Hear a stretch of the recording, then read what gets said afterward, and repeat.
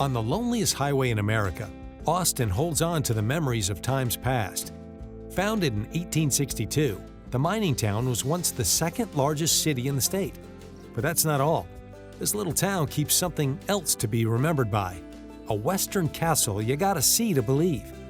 Robin, how you doing? I'm doing fantastic. How are you? Oh, come on, look where we are. I know. Isn't it wonderful up here? Thanks for coming up and sharing this Saturday morning with us. You know, you are really passionate about this area, aren't you? I am. I am very passionate about Austin. And you just got here. I just got here. April 7th, I drove through Austin for the first time, and that was this year. And now you're working for the Chamber of Commerce. Work for the Chamber. You're knee-deep in it. Keep her the keys to this castle, bought a home, buying a business, and just love to share how amazing and quirky wonderful this place is. The 1860s silver rush brought venturers of all kinds to Austin, including one prospector who would unknowingly give the town its most noteworthy feature. His name was Anson Phelps Stokes.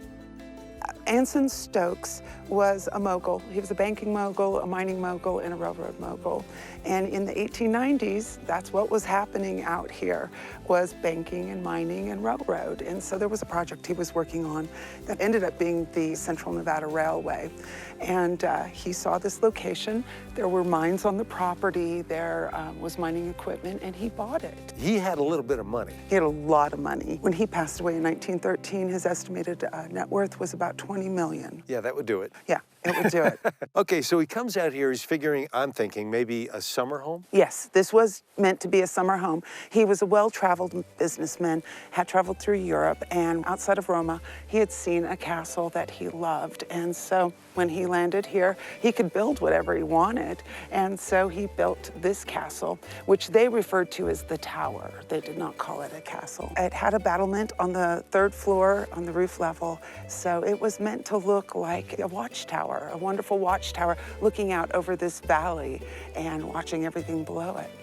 In between each hand-hewn stone, a layer of clay mortar and wedged rocks have held this structure together for over a century. It took about 1.5 years for the tower or the castle to be built. It was done all by miners, local miners and craftsmen. And the granite is native to the area. So as they were mining out these stones and rocks, they could use them for the castle. So you said it's 3 levels, and then there are these beams coming out. Yes. What are these? These are the balconies. This was an opulent palace. It had balconies that could look out over the valley. It had plate glass windows. It had fireplaces and the fanciest of indoor plumbing for the day. And how many bedrooms? How many kids did he and his wife? He ended up having 9 children with his wife together. We believe that at the age that they traveled here and were here for that one summer, there were a few children that traveled with them. And that was it, 2 to 3. The Stokes laid their roots back in New York City, where Anson ran multiple prospering businesses in mining, banking, and even real estate.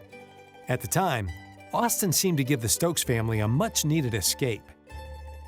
Oh my gosh, I'm seeing it. I'm seeing Italy. Can't you picture it? Yeah. Yes, it was very Italian, very opulent. If you imagine this building with the fresh plaster walls and possibly wallpaper, they were not camping. This was a vacation home for a very wealthy family in the 1890s. We're talking candelabras. We're talking rugs and furniture and tapestries and china and silver, and all of that was here. And I could see where the stairs went. So there were 3 levels. 3 levels, very Victorian with the 12-foot ceilings. So it was, you can imagine what it looked like in the 1800s. And the 3 fireplaces. There are 3 fireplaces, so we're on the lower level. This would have been the 1st floor, and it would have been the kitchen dining area. 2nd floor would have most likely been the parlor and the gathering area.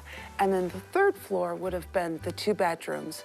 Each the 2nd and 3rd floor had a balcony and plate glass windows that you could go out and enjoy the Reese River Valley view. If these walls could talk, what would they say?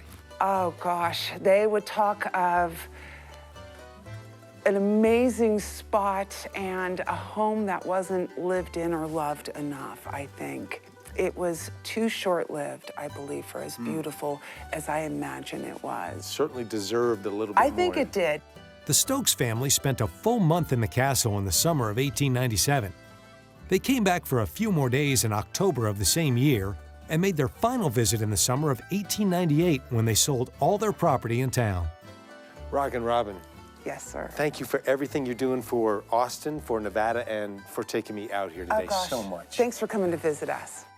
To call it a short-lived vacation home barely scratches the surface of what Stokes Castle represents to this community. A timestamp of its history and the pride of the town. It's beautiful, isn't it? Stokes Castle, a perfect example of Nevada history standing tall, waiting for you to come and see it for yourself.